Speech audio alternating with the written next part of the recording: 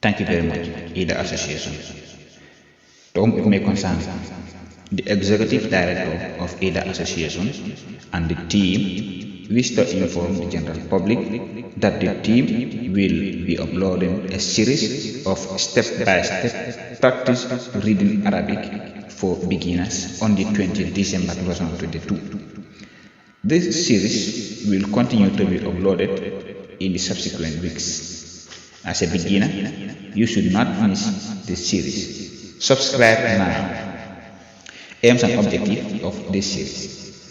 At the end of this series, you should be able to identify the Arabic alphabet from Alif to Ya, identify the vowels and consonants of the Arabic alphabet, know the structure of Arabic words, read any Arabic word, remember basic vocabularies of Arabic words and their meaning.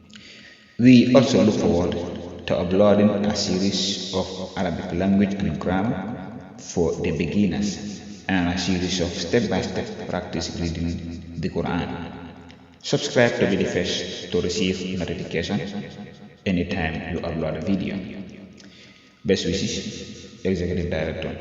Please comment, like, share and subscribe, and don't forget to hit the notification bell so that you can be notified anytime a video is uploaded. Thank you.